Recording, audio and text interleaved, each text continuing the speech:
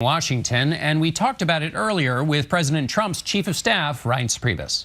Mr. Priebus, welcome. I want to start with a little business before we get to the substance of things. There's been a debate about when to take the president seriously. He recently tweeted that the press was the enemy of the American people.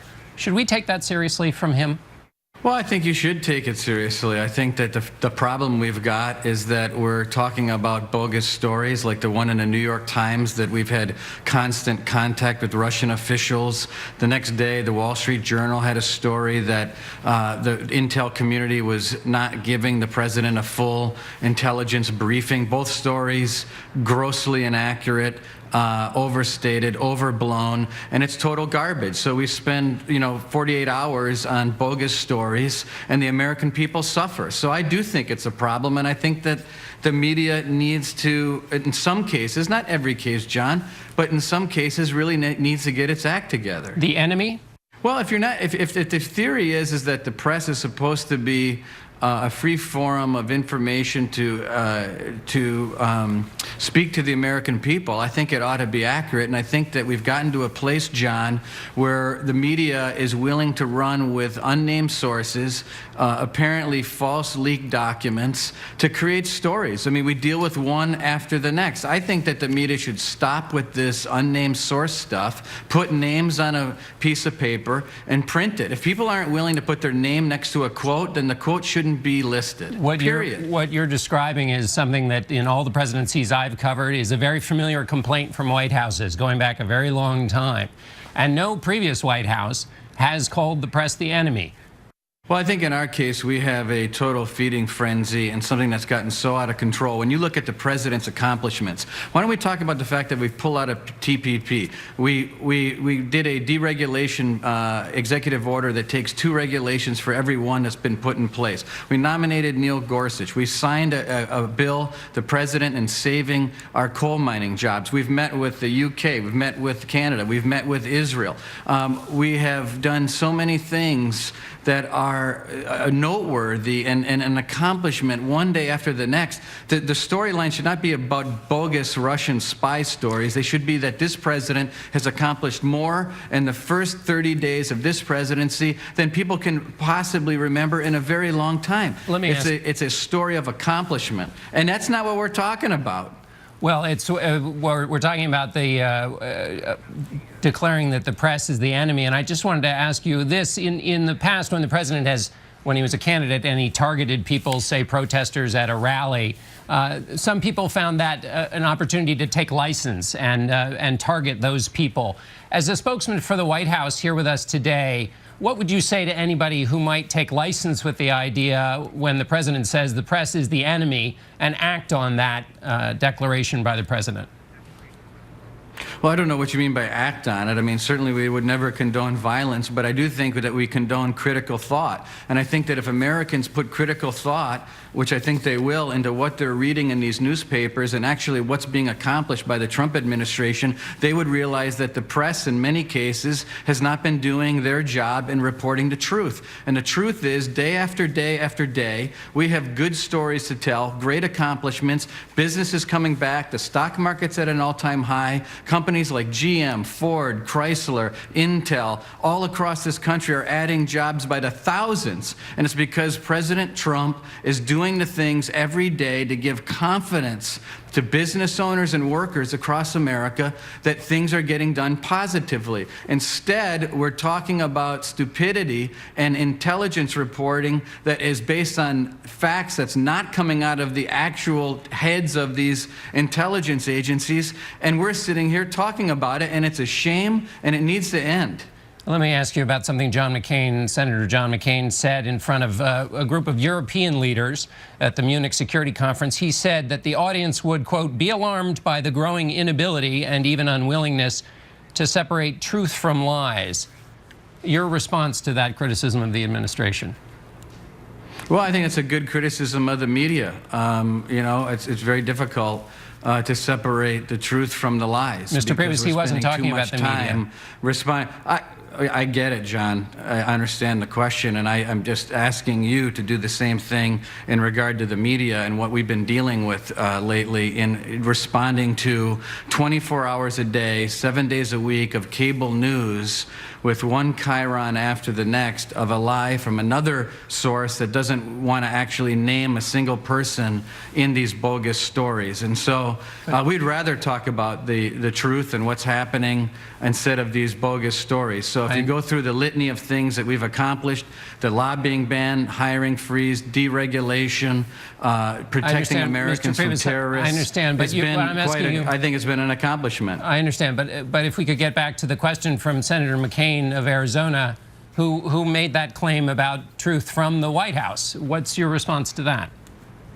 My response is that I don't even know what he's referring to. I mean, I understand. I didn't see his statement, but he would be wrong in regard to that statement and the White House and President Trump. The fact of the matter is, the level of accomplishment that he's put forward so far in the first 30 days has been remarkable. Let me ask you. And I've already gone through the litany many times with you. Let me ask you about that litany. In conversations I've had with members in the administration and also Republicans on the Hill, they have said that while they're on your team, they're on your side, they recognize all those accomplishments you talk about, that when the president says the White House is a fine-tuned machine, and when Stephen Miller in the White House says it's an understatement that you're in control, what they worry about is that not everything is in control.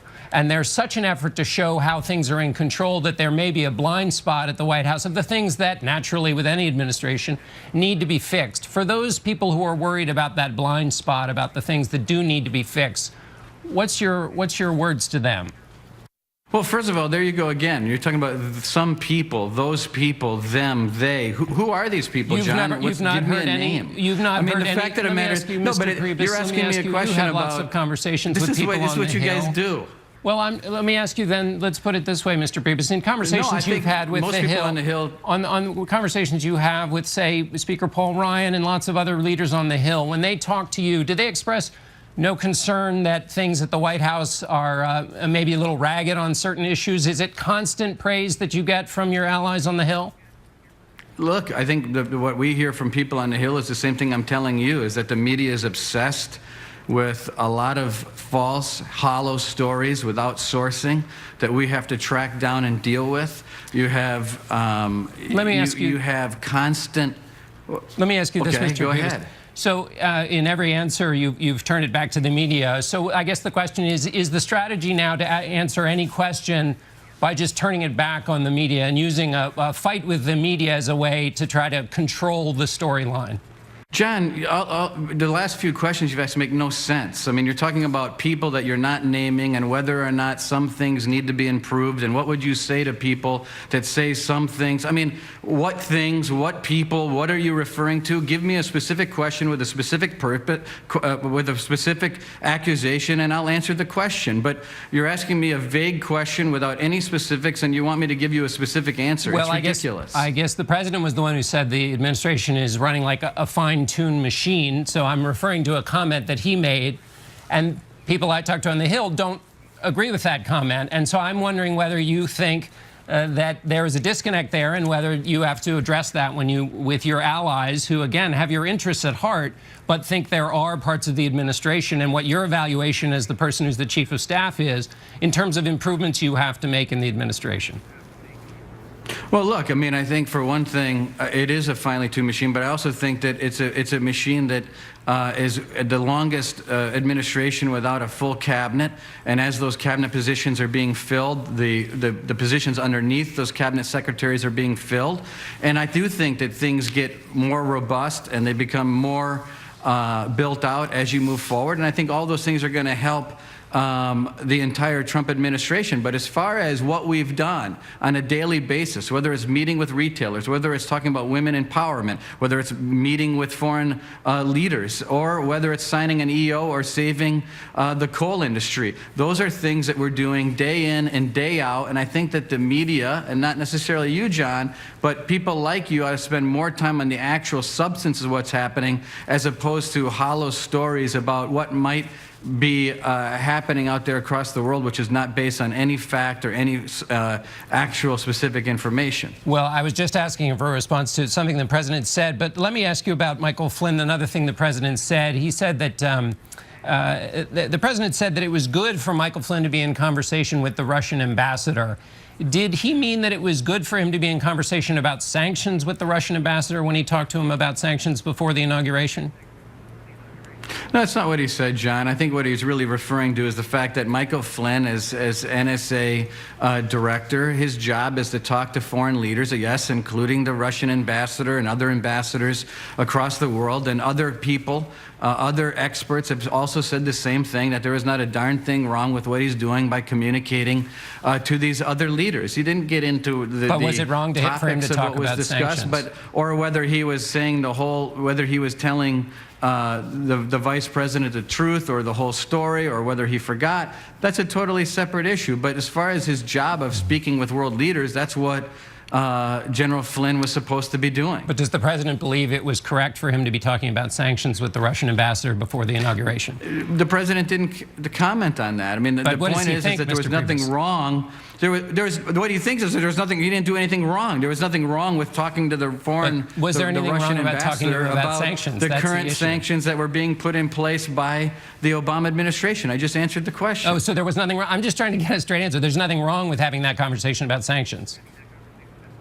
No, there's nothing wrong with having a conversation about sanctions, and there was nothing wrong about having a conversation about the fact that the Obama administration put further sanctions in place and expelled some folks out of the United States. There's nothing wrong with that topic coming up in a conversation. Some people argued that it was an undermining of ongoing U.S. foreign policy by somebody who is not a spokesperson for the administration. One other question on Mr. Flynn. Has anybody asked him whether he had contact with the Russians before the election? I'm not, since before the election. What do you mean? Before November? Did Mr. Flynn, before the votes in November, have any contacts with the Russians? Well, did anybody ask that? I think it's been, well, I think he gave a speech in Russia, so he must have had some context before the election. Did anybody, though? There's been no specific conversation about that particularly, no. I just wondered, the president said nobody he knew of had any contact with the Russians during the campaign, and there was a report in the Washington Post that Mr. Flynn did, in fact, talk to the Russians during the campaign, and I just wondered whether anybody had asked him so as not to send the president out with incorrect information. No, I've never heard that, and I've never heard that he's had any other contacts before the election. I don't think the president has either. All right, Mr. Priebus, we appreciate your time. Thanks so much for being with us.